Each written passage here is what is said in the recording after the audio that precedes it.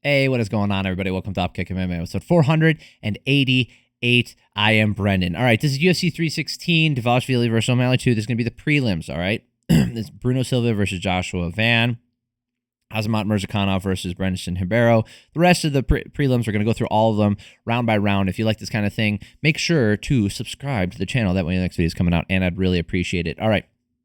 There was a lot because we had the prelims and the early prelims. We had a whole bunch of stuff.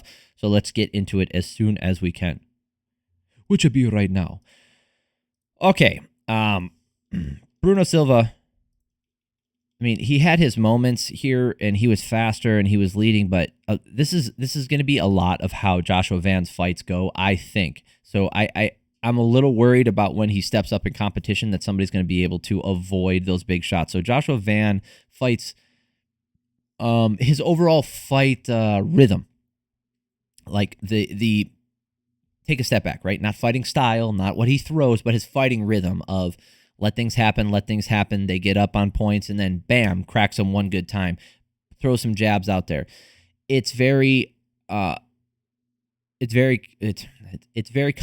and it works really well leading up to the top 10. But then once you get to the top 10, you start running into barriers. So let's see what happens with him.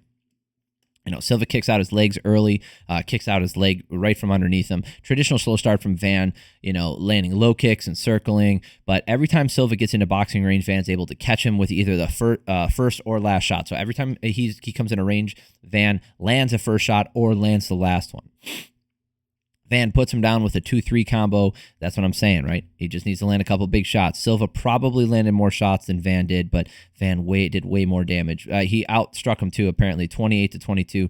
It's deceptive how many shots he lands, and I think some of them get counted when they shouldn't, but because we went through this problem when we watched him fight, who was it? Yeah, Charles Johnson. They were talking so much shit, right, about like how Van's way ahead. He's not. You know, Charles Johnson was outstriking him, keeping up with him, and then finished him in the last round. So I don't want to fucking hear it. Anyway, it's not about the past, it's about the future. And Kurt, Van looked great in this round, 10-9, clearly. Second round, Van doing a great job sliding out of the way of the bigger punches, staying in tight to counter, and then Silva in front with his volume halfway through the round, but then he gets caught. Van puts him down with a right hand, slipping out of the way, and then Silva keeps going for takedowns. It's just making him tired, and Van's still landing in the process. So when Silva stopped his output, Van went way ahead, 52-22 for striking numbers, clearly his round, 20-18.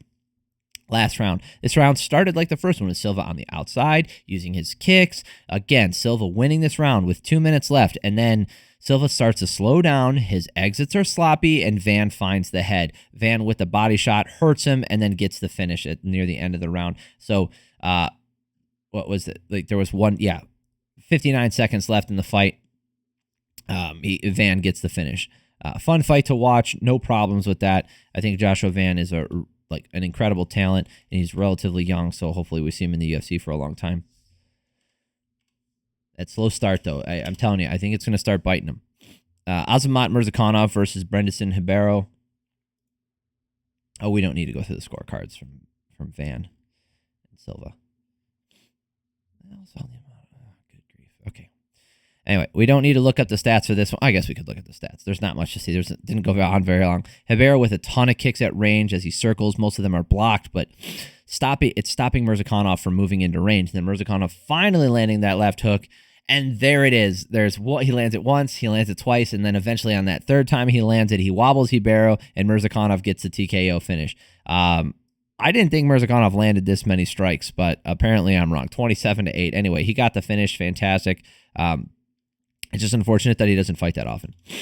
All right, we will speed run this next fight, because it's boring as shit. It's one of those heavyweight fights that goes on way too long. Serghei Spivac versus Waldo Cortes-Acosta. This is every single Acosta fight. This is every single one of them. All right, and I said, let's see if Spivac can get this to the ground. He really did and wasn't able to control him there. Both guys low kick, huge right hand to the end, head kick from Spivac. It just seems like this kind of fight is Acosta's, and this is how he wins by, circling, punching. He might land a big shot, he might not, but it doesn't matter. He just stays on the outside, doesn't do anything, doesn't react. In fact, even in the second round when he got rocked, he didn't even react. So, anyway, This first round, I had it to Spivac, even though he got outstruck here, 27-14. The bigger strikes came from Spivac, and I feel like he did more damage. Second round, Spivac just waiting way too much while he moves forward. He's not doing anything with it, and Acosta landed more. 19-19. We don't have to go 36-18 for striking numbers. Like I said, this fight was boring as shit. Huge right hand hurts Acosta, but he played it off, and that's the problem. And Spivac picks him up, and Acosta grabs the fence to stop him. I don't know if Acosta was hurt multiple times this round because he was acting so much, but he did land more shots and a lot more. I would have given it to Spivac. I think you should punish people for doing that shit because it makes it hard to tell whether or not they were they were damaged. So he's just fucking acting.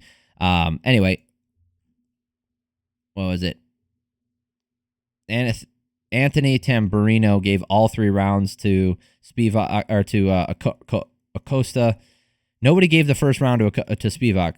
Okay, that's why Spivac fucking lost, because nobody gave the first round to him. They gave the last round to him. They didn't give the first round. That's fucking bad. Those are bad scorecards. And then everybody fucking boos. Everybody booed because that was correct. Like, it was fucking boring to watch. The wrong guy won. Don't want to talk about it. And they're going to talk about his win streak and whatever. And they need these fucking talent. They need not talent. They just need names at heavyweight. I don't even want it to go over it. Whatever. Khaos Williams versus Andreas Gustafsson. Gustafsson.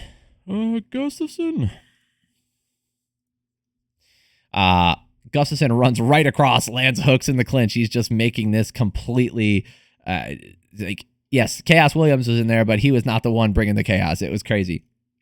Gustafsson is controlling in the clinch really well, landing knees inside, sloppy round, but this was all Gustafsson.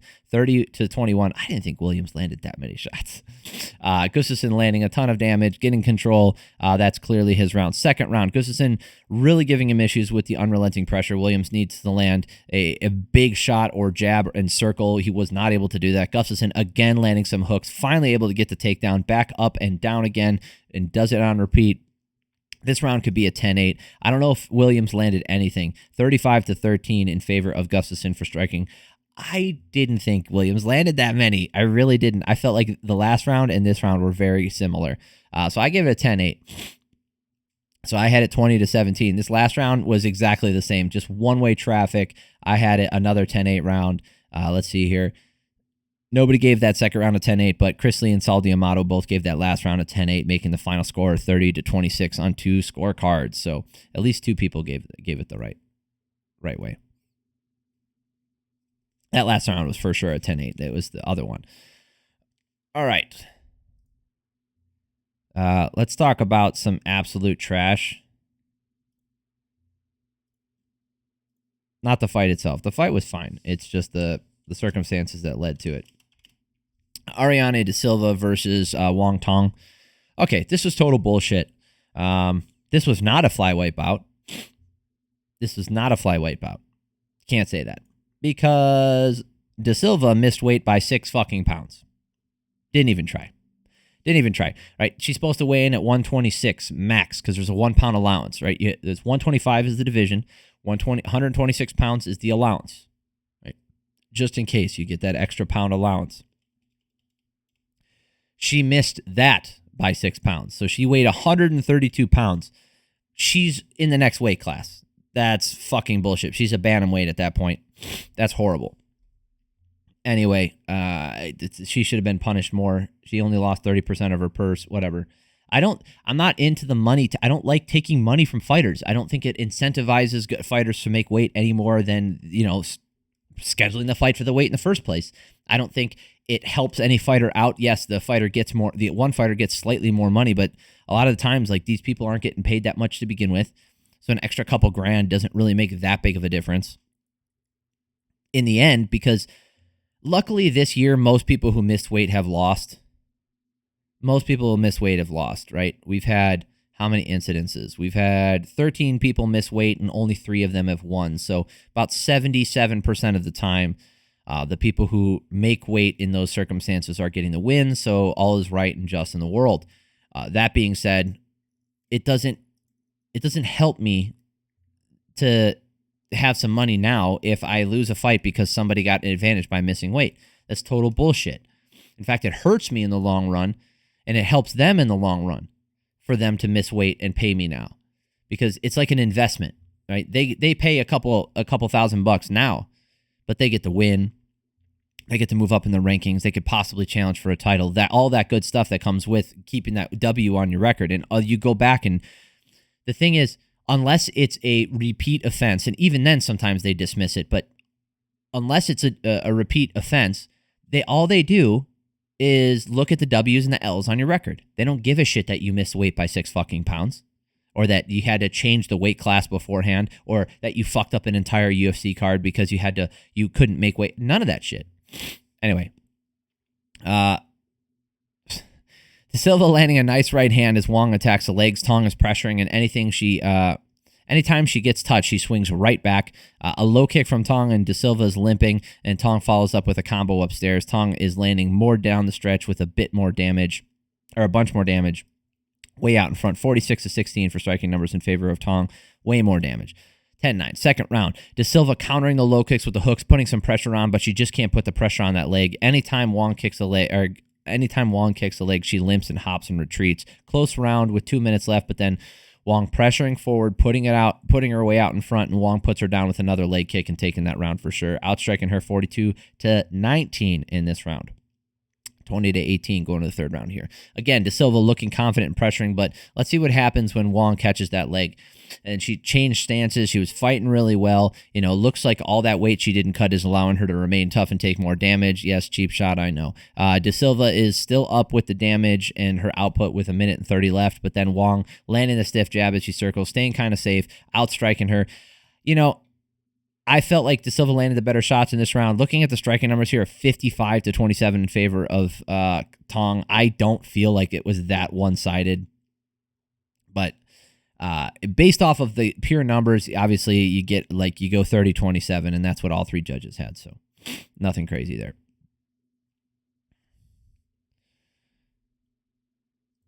All right, this was the craziest finish on the card. Fantastic. If you didn't watch the prelims, go back and just watch the highlights of this fight. It was not very long. Jeka Serghei versus Jusang Yu. We're not pulling up stats. It is completely pointless.